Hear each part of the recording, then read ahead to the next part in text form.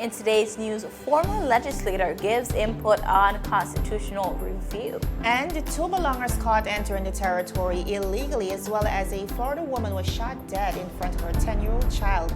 All that and so much more when 284 News returns. I think you need to clearly see what happened. As far as what? You and I, we decided we were gonna take our space. What happened? Yeah, and then I got into an entanglement in August. That's what I said. An entanglement. Yes. Yes. An entanglement. Yes. A little entanglement never hurt nobody. For the month of August, enjoy double the fun when you activate a 2 GB data plan or any hero plan and get double data. But wait, man, we're making things even sweeter. We've got a deal even Jada can't resist. Sign up for Go Fast LTE and get your modem for only $149. The catch is, there's no contract required, but you'll definitely need the willpower to leave. So come get entangled with August. In August with the home team. 34 years and counting. We ride together. We die together. CCT for life. A pleasant welcome, everyone, to another great edition of 284 News. It is Thursday, August 13th, 2020. My name is Javon Wilson. And I am Kyla Kenesha Forbes, yet another edition of 284 News. Now, Javon, we have so much to get into today. So much is happening in the world, as well as locally. So let's just jump right into it. Absolutely. Kyla, one of the things I've been refreshed with recently is seeing how persons, whether it be the common man officials, past legislators, but generally voices of reason in the community really speaking out against what we're seeing as a widening gap between the expatriate and the local community. And Kyla, we can all agree that this is a long overdue conversation, especially for a community that is home to over 125 nationalities, with the majority of them being non-locals and little to no immigration reform, which we've been calling for a very long time as well, collectively. We know clearly some tensions are brewing. Yeah. The government has most recently made a decision to lock out a portion of employed individuals, of course, to ensure that some opportunities are secured for locals. And while some understand the motive, Kyla, many people have disagreed with the approach. And we see as well that this is forcing a heated nationwide debate on what is right and what is wrong. Yes, Javon, at the end of the day, I actually had the opportunity to sit down with past legislator, former deputy premier, and former minister of natural resources and labor, Dr. Kedrick Pickering, and he spoke to all the things that you list. Yes. Just a while ago, you spoke about it, and he had his sentiments on it as well. And as you said, I think it's really good to see voices of reason coming out and speaking about the issues, because I think we're definitely in unprecedented times. And as I like to call it, an all hands on deck approach. Absolutely. Where persons and experts and professionals coming together and kind of binding their opinions together so we can just have the best approach going forward. Absolutely, and really encouraging healthy dialogue within the community as we move forward. Now, just across the borders in the USVI, we see troubling updates, Kyla. Record two-day total of 106 confirmed cases of COVID-19, and many residents up until yesterday were very upset that Governor Bryan was yet to come forward and speak on the surge. But just today, just a few hours before we realized that Governor Bryan is sending the entire USVI territory into a stay-at-home, on a stay-at-home status. Sorry, that means that all restaurants will only remain open for takeout. All bars and churches will remain closed. All private schools as well will remain closed, sorry. And just early in the week, we reported on the fact that some private schools had resumed normal service as of Monday of this week. However, we see as a result of this high surge in the United States Virgin Islands, more decisions for persons to stay at at home Yeah. from Monday, at least for the next 2 weeks. As we look across in Florida as well, very, very troubling story, Kyla. A 10-year-old girl during her first day of online school would have witnessed the death of her mother being shot to death at their home. And as if that was not tragic enough, her teacher, because the child was actually, this actually occurred while she was having her first day of online school. So the teacher also bear witness, to the entire ordeal on that Zoom call. So as we look around, we think we've seen and heard it all, but this definitely comes as a complete shock. So viewers, those are just some of the headlines topping our newscast today. But before we get into the meat of it, we want to kick things off on a very positive note. Now, Mr. Brent Hoyt, the BVI's very own, is now set and ready to be honored by, get this, the International Gospel Choice Music Awards, to be hosted virtually in Atlanta. Well, we had to grab a quick bite with the man himself. Listen in. As promised, viewers, we have the man himself here, Mr. Brent Hoyt, musical prodigy, a teacher, a family man, a father, so many Brents. Of course, somebody that we love to celebrate. And Brent, by now, you probably think Tweet for Me is calling you way too much, but listen, we love you and we love to celebrate with you. So welcome again. Thank you, Tweet for Me. Thanks for having me, man. Appreciate it. All right, Brent. So before we get into all the excitement, let's just speak a little bit to a recent track that you released. Listen, everybody's been singing it, rocking to it. You do this every single time. You never cease to amaze us. So tell us about that track. Let me go church, man. The whole thing about it, I know I wanted to reach my generation, and I feel as though, as I said to it for before, I feel like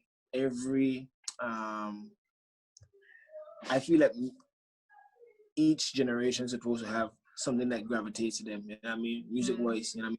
So like last year, music, like 2 years ago, 10 years ago, music can't work for today's generation. Right. You know what I mean? For me, I wanted to bring out something that would capture the air naturally, you know what I mean? And that's by rhythm, you know what I mean? That's what we love, you know what I mean? That's our culture. We love rhythm and all that kind of stuff. So now for me, I felt as though quickly, I don't want to be too long because I know we ain't got much time, but in terms of just like everybody got so much excuses. I don't want to go to church because such and such and such and There's always a reason, right? Too much excuses, man. So my thing is like just stop trying to run and let's just go church. You know what I mean? Let's just go church. No matter what you're dealing with, let me go church. No matter what you're dealing with, like let me go. Stop running, let me go church. All right, so it's a great track. Any person you'd like to thank that came on the record, assisted with it? I produced the whole song. Our only person I have big up honestly is Jugu, because Jugu did the mixing and the mastering for me. And my brother, he did the mixing and the mastering for me. And I also want to big up Tola Radio VA one time too, because they actually put it on a countdown and it came toward, and I came toward in the okay, nice. Countdown. Big up to Tola. Amen. Awesome. So Atlanta Gospel Music Awards, you're being honored. Brent, this is such a big deal, not just for you, but by default, the BVI. You've been doing incredible things as it relates to representing the territory and really flying the flag high, but of course, all in the name of God. This time around, we see you being honored. Tell us about that experience and what you're looking forward to most when it comes to being an honoree. Experience. It feels so real, you know what I mean? When you look at the actual card and the flyer, you have guys from all over the place, like Atlanta, Australia. You have so many people there from different nations, and here it is. A little boy, I don't call myself a boy, but you know what I mean? I still feel myself. Right. Still relatively young in the business. Yeah, you know what I mean? Around all of those greats, you know what I mean? It kind of feels so real. You know what I mean? Coming from the little BVI, it kind of feels so real. You know what I mean? It kind of motivates me in terms of I actually feel as you could do everything from home. You know what I mean? And that's what I'm actually getting from it.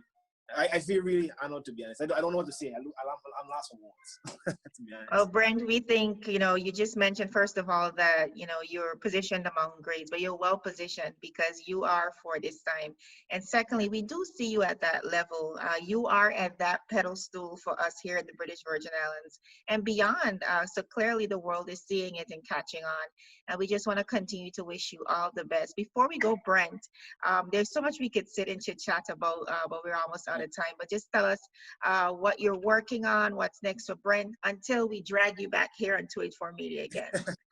I'm actually working on my second album. I did the Jazz Air Food, and we're still doing pretty good. But I'm working on the Let Me Go Church album now. You know what I mean? And I'm bringing my friends, like Gabriel, Javon, Dwight, Unique, and some other people, Kendra Dwight, and Dylan. You know what I mean? And so it should be really cool. And viewers, mind you, he just mentioned Javon, so that's me. It's not Javon Klein, but like I'm on the album. So I mean, look out for me. I'm gonna wave with Brent. Yeah. Well, Brent, that's a joke. Brent, I just want to thank you for joining us, and man, like always, just continue to wish you all the best. Stay on that wave. Whatever you're doing, continue to do it. And like we said, we just want to continue to wish you all the best going forward. Thank you so much, Yvonne. I appreciate it. You're welcome. Viewers, that was Mr. Brent Hoyt being honored at the Musical Awards, the Gospel Music Awards, to be hosted virtually in Atlanta. Thank you so much for joining us. Such an exemplary young man, just being able to channel all his creative talents with a soul for God. And, that's what I love about Brent, Kyla. On the ground, we love him. We celebrate him. We appreciate him. We take every opportunity here, really, to celebrate local talent.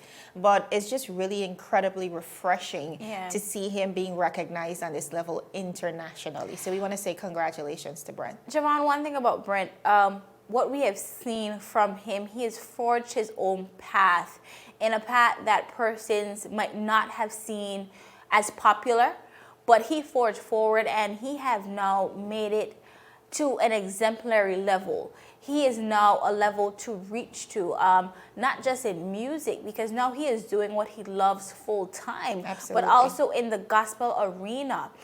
In the BVI, we know many musicians in other genres of music, but I really think that Brent and many other artists here in the BVI have really made a name for themselves as it pertains to the gospel arena. So we're definitely here to see it. We love it. We love it so much. And as you said, we definitely want to congratulate him and to encourage him to continue going. I think this is just the start for Brent. Very talented individual. Now, as we move on, Javon, we alluded to this interview in the very beginning of our newscast. In a live interview with Dr. Kedrick Pickren, he revealed 3 elements he would like to see coming out of this upcoming constitutional review. Now, as you know, Javon, it has been 13 years since the last constitutional review, and Dr. Pickren actually revealed that he was a part of the last constitutional review committee because, of course, he was in office at that time, and he was one of the members that made up the committee that really forged that path. Now, firstly, Dr. Pickren explained that there are 3 big issues that needs to be looked at. He further said that we must determine who are our people. This was the first issue that he spoke about. Now, Dr. Pickren said, in regards to constitutional review, this is the #1 issue that the government has to contend with. Let's take a look at what he had to say about this point. There are 3 big issues that need to be looked at as we go through this constitutional review, and one of them I just highlighted. We've got to go through a process of determining who is our people. That is something we've got to decide once and for all. Who is our people? My wife wasn't born here. Is she our people? Of course. She's my wife. My children that she bore are born here. Is she our people? Or because she was born in another country, she's not our people? And every single person who finds themselves in a situation like that have got to answer that question. And so in terms of constitutional review, the #1 issue that a government has to contend with is protect its own people. In our context, we have got to decide, and once and for all, and in a very direct way, who are our people. And then we can make sure that it is ingrained in the Constitution. That was his first point. But going on to the second now, as the former minister responsible for natural resources, Dr. Pickering identified the second element to be reviewed in our Constitution, in which he would advise, and he said that is, how do we protect our environment? Dr. Pickering explained that the Constitution of 2007 speaks about a healthy environment that we must pass on to our future generations. But he went on to say this section must be expanded. Let's take a look at this clip. The second big issue that we have to contend with is, how do we protect our environment? Because the Constitution of 2007 speaks about a healthy environment that we must pass on to our future generations. But we now need to expand on that, because our environment, next to our people, our environment is our number one asset. So in the context of it overall, it's our number two asset, and our economy depends almost primarily on our environment, because tourism is the bread butter of our daily lives. We can see what is happening to us right now. Yeah. And 70 to 80% of all the persons who visit the BVI come to the BVI to be able to enjoy this beautiful environment that God has blessed us. And lastly, viewers, he identified the third issue that the BVI has to contend with is how do we strengthen our judicial system? He said that we need to make sure that we have a constitution that speaks clearly and powerfully to how our judicial system must be strengthened. Let's take a look at this last clip. And the third issue that we have to contend with is, how do we strengthen our judicial system? The thing that makes the United States great, the things that people look forward to this, is that everybody feels protected under the law. It doesn't matter whether you're big, small, powerful, or non-powerful. Every person feels that they can be protected under the law and that they can get due process. Ultimately, we need to ensure that we have a constitution that speaks clearly and powerfully to how our judicial system must be structured and how it can be strengthened, so that every person in this country feels that no matter what happened, they can get justice under the law, and to ensure that justice denied is not justice delayed. Viewers, to sum this up, he highlighted our people, our environment, and our judicial system. And these are just a few things that Dr. Pickering deems to be important as we review this upcoming as we go into this upcoming constitutional review. Yes. And Javon, I really think that these are three important points. And as we head into constitutional review, I think, once again, all hands must be on deck. Persons from past and present must determine what are we going to put in to this constitutional review, because this would govern our BVI for quite some time. And I'm so happy that you said our BVI, because I think, like you said, it will require persons from both sides of the spectrum, Kyla. It doesn't matter if it's past legislators or present, and what the people are looking forward to is for a governing guide that represents the values and the beliefs of everyone involved. But Kyla, I think as a past doctor, like you said, a past legislator, past minister of labor, as well as deputy premier, I think people genuinely appreciated his voice of reason on these very, very important matters. But I think another very profound part of your interview with Dr. Pickering is the fact that he spoke so eloquently to the issue that we have currently, that is currently brewing. And again, is that tension between the local and expat community, and not just breaking down what the issue is and really diving into the climate, but also really pushing for social cohesion within the community. And I think that is what we need at this time. And just to hear him speak within that manner, I think it was very healing for a lot of our viewers. I mean, a lot of persons commented under the interview and said, absolutely great job. So yeah, very, very well echoing the sentiments of many people within the community for us to come together. And I think that, Kyla, is the way forward. I do agree. Now, still ahead, viewers, 2 belongers have been caught trying to enter the territory illegally. So much more when 284 News returns. Is business slow, cash flow down, hosting an upcoming event? We can help. Advertise with 284 Media and take your business or event to the next level by enhancing your present marketing and messaging strategies.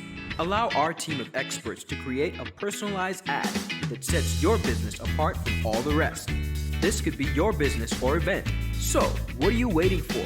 Contact our marketing team at 284media@cctbvi.com. Advertising with us works.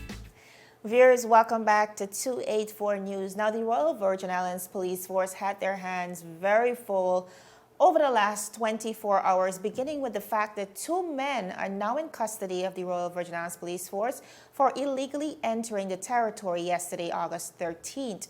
Now, it was reported that members of the Joint Task Force, upon observation of a small vessel en route to the BVI through the Sir Francis Drake Channel, tracked it into Frenchman's Key. Now, the 2 were subsequently approached after exiting the vessel and trying to flee in a parked vehicle.